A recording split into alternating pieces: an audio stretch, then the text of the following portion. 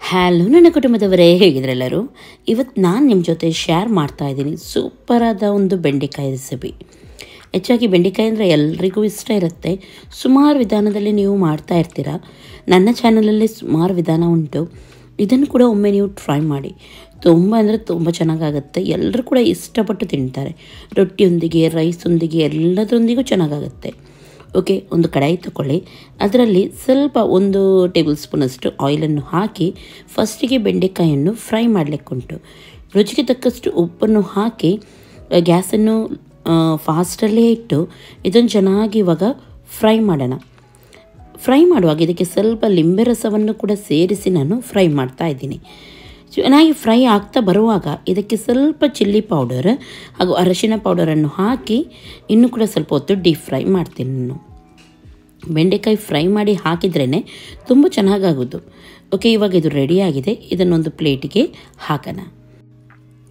ಅದೇ ಪಾತ್ರೆಗೆ ಮತ್ತೊಮ್ಮೆ ಸ್ವಲ್ಪ ಎಣ್ಣೆಯನ್ನು ಹಾಕಿದರೆ ಸಾಕು. ಇವಾಗ ನೀರುಳ್ಳಿಯನ್ನು 2 ನೀರುಳ್ಳಿಯನ್ನು ಕ್ಯೂಬ್ಸ್ ರೀತಿ ಕಟ್ ಮಾಡಿ ಅದಕ್ಕೆ ಕೂಡ ಸ್ವಲ್ಪ ನಾನು ಉಪ್ಪನ್ನು ಸೇರಿಸಿ ಅದನ್ನು ಕೂಡ ಫ್ರೈ ಮಾಡ್ತಾ ಇದ್ದೀನಿ.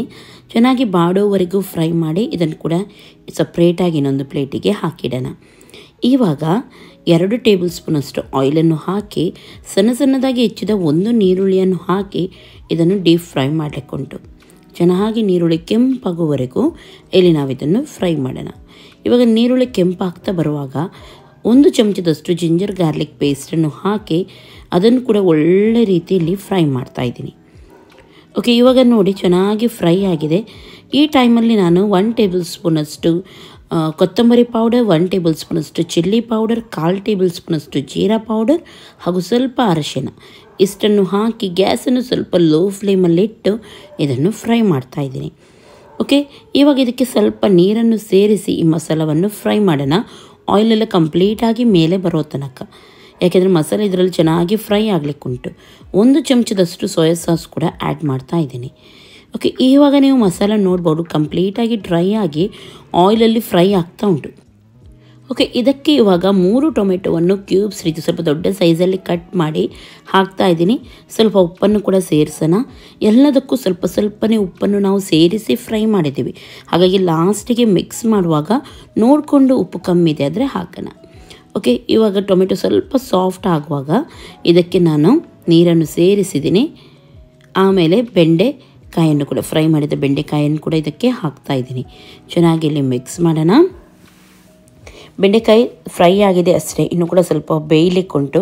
ಹಾಗೂ ಮಸಾಲದೊಂದಿಗೆ ಕೂಡ ಇದು ಮಿಕ್ಸ್ ಆಗಲಿಕ್ಕುಂಟು. ಓಕೆ, ಒಳ್ಳೆ ರೀತಿ ಇದನ್ನು ಮಿಕ್ಸ್ ಮಾಡಿದ್ದೀನಿ. ಇವಾಗ ಇದನ್ನು ಮುಚ್ಚಿಡೋಣ. ಗ್ಯಾಸನ್ನು ಲೋ ಫ್ಲೇಮಲ್ಲಿಟ್ಟು ಇದನ್ನು ಬೇಯಿಸೋಣ.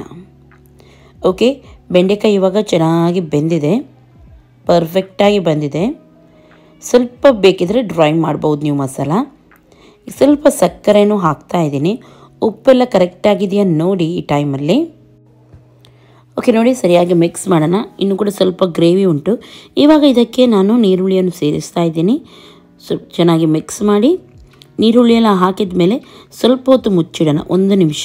ಎಲ್ಲ ಮಸಾಲ ಕರೆಕ್ಟಾಗಿ ಎಲ್ಲದಕ್ಕೂ ಕೂಡ ಎಳೆಯಲಿ ಅಂತ ಹೇಳಿ ಮೇಲ್ಗಡೆಯಿಂದ ಸ್ವಲ್ಪ ಗರಂ ಮಸಾಲವನ್ನು ಸೇರಿಸೋಣ ಹಾಗೂ ಸರಿಯಾಗಿ ಇದನ್ನು ಮಿಕ್ಸ್ ಮಾಡೋಣ. ಓಕೆ, ಇವಾಗ ಮುಚ್ಚಿಡೋಣ. 1 ನಿಮಿಷ ಮುಚ್ಚಿಟ್ರೆ ಸಾಕು. ಇದು ಎಲ್ಲದಕ್ಕೂ ಮಸಾಲ ಕರೆಕ್ಟಾಗಿ ಎಳೆಯಲಿ. ಓಕೆ, ಇವಾಗ 1 ನಿಮಿಷದ ನಂತರ ಎಲ್ಲನೂ ಪರ್ಫೆಕ್ಟಾಗಿ ಬಂದಿದೆ. ಉಪ್ಪು, ಹುಳಿ, ಖಾರ ಎಲ್ಲನೂ ಕರೆಕ್ಟ್ ಇದೆ. ನೀವು ಕೂಡ ಮೊದಲೇ ನೋಡಿಕೊಂಡು ಹಾಕಿ. ಇವಾಗ ಇದು ಸರ್ವ್ ಮಾಡಲಿಕ್ಕೆ ರೆಡಿಯಾಗಿದೆ ನೋಡಿ. ನಿಜವಾಗ್ಲೂ ಹೇಳ್ತೀನಿ, ಆ ಟೊಮೆಟೊ ಎಲ್ಲ ಇದರಲ್ಲಿ ತಿನ್ನಲಿಕ್ಕೆ ತುಂಬ ಸೂಪರ್ ಆಗುತ್ತೆ. ಹಾಗೂ ಜಸ್ಟ್ ನೀವು ಇದನ್ನು ಒಮ್ಮೆ ಟ್ರೈ ಮಾಡಿ ನೋಡಿ. ಯಾವಾಗಲೂ ಒಂದೇ ರೀತಿ ಮಾಡಿ ಬೋರ್ ಆಗಿದೆ ಆದರೆ ಈ ರೀತಿ ಒಮ್ಮೆ ಬೆಂಡೆಕಾಯಿ ಮಸಾಲವನ್ನು ಮಾಡಿ ನೋಡಿ.